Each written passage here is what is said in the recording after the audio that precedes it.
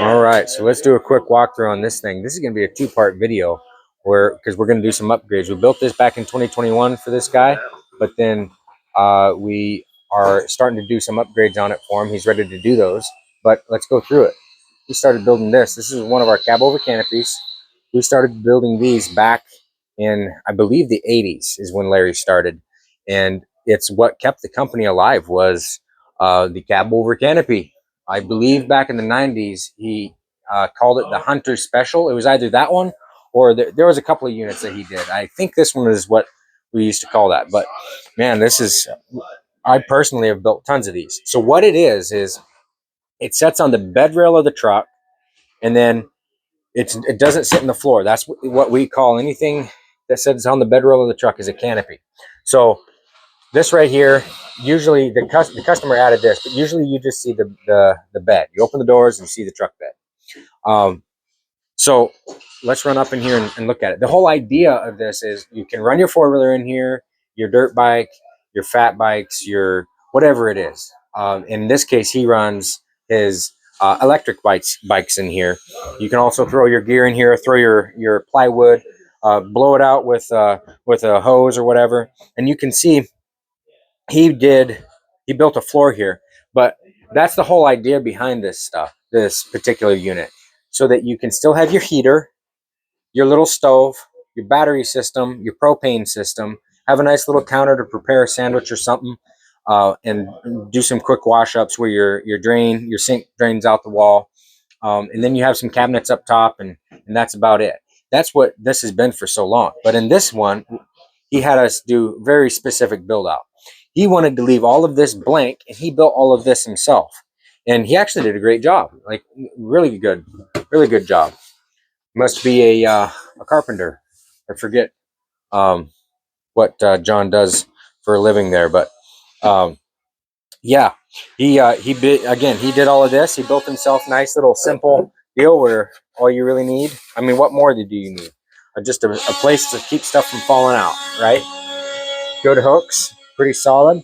Put in this L track. Now we put this stuff in a lot of our builds, and I'm kind of curious what kind of gear hangers and everything. I like molly racks, things like that. But I'm kind of curious what you guys do on your various truck bed builds. He put himself in a little table pedestal there, and he did build this floor and insulated it. But he needed us for building the core system in, where he's got a 20,000 BTU furnace over here. He's got a way to recharge his batteries. He's got a way to charge up his bikes. Hang on, let me close the door so that we can actually hear each other have a conversation.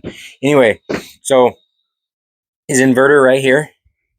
Again, this is a little 1,000 watt Renogy, and it's charging up. It's running this again to charge his bikes. But then you need a good power converter or some sort of charger to charge your battery. And in this case, we used 150 amp hour salt silicate battery. This is what we run in all of our stuff up here. This is what the railroad runs up here as well. Because even though lithium is super awesome, really very few things even touch beating it. It doesn't cut it in our state, not for the cold. It can't do it. So we set that up for him. But now we built this counter deeper than we usually do because he wanted to be able to put a refrigerator in here later on. And that's going to be the part 2 video showing you the build out. So if you want to see that, like and subscribe and stick around for that because that will be coming here pretty soon. He wanted this bed north-south. He wanted it north-south. It got a light on there, but so that he could be more comfortable sleeping. One person didn't have to crawl over the other. But these are usually east-west. We never recommend going north-south because it increases the weight, puts your cantilever way too far out for a unit that doesn't have a floor and it has no back weight. So you don't want it to be too tippy forward. But he was fine with it, and we ended up reinforcing that front wall of the bed so that it could handle so much weight. But we built these cabinets for him. He did all of this for himself.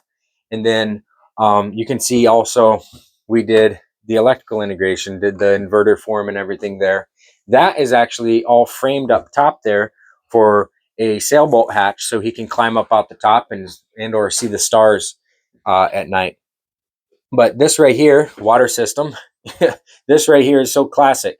We have deleted so many water systems in so many different builds, and from the beginning saying, hey, no more, no water system, because here in Alaska, it is so annoying to winterize, dewinterize, winterize, dewinterize. And then half of the year, because we have a long winter, half of the year, you can't even use your water system anyway. It's just taking up all this space. And then when you are using your water system, you're still carrying jugs to drink out of. So it just makes sense to have a water jug on the wall. And this is a conversation for another time right here, how water jugs sweat. Your tanks are actually doing that underneath as well, creating mold, mildew, things like that. So I'm a huge proponent of deleting water systems. But yeah, this is going to be a cool build out. We'll show you. I believe we're going to do a fridge, some solar, and a few other things for this guy. But let's go outside and look at the different things on the outside too. So this one has got a ladder. He had us do some floodlights. It's got, I believe, a rack up top there for his canoe and kayaks and stuff.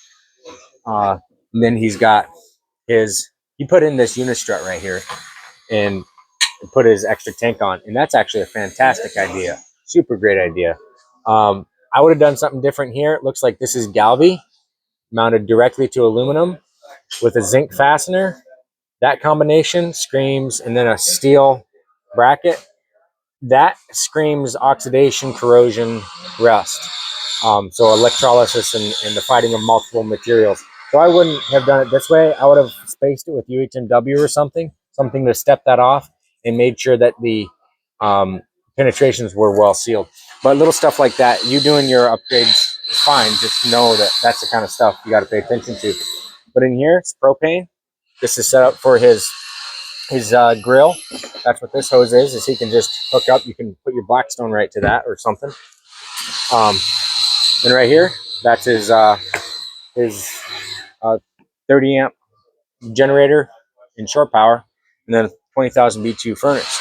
And then speaking of generator and shore power, off-grid systems. I have another video on the off-grid systems that I think that you will enjoy talking about.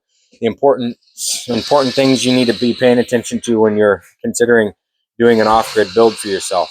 But yeah, this is a really cool one. It's always fun to see Cabover canopies when they come in. You can see it's all ready to go for AC and everything.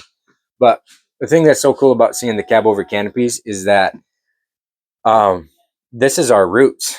This is Cache Camper. Everybody knows Cache Camper, Cabover canopy, Cache Camper. That's what we do. I don't know about in the States, but up here it's so funny. That's what we're known for.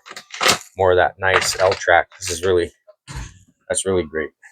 These things are like having a box cutter, on your side, or a little pocket knife.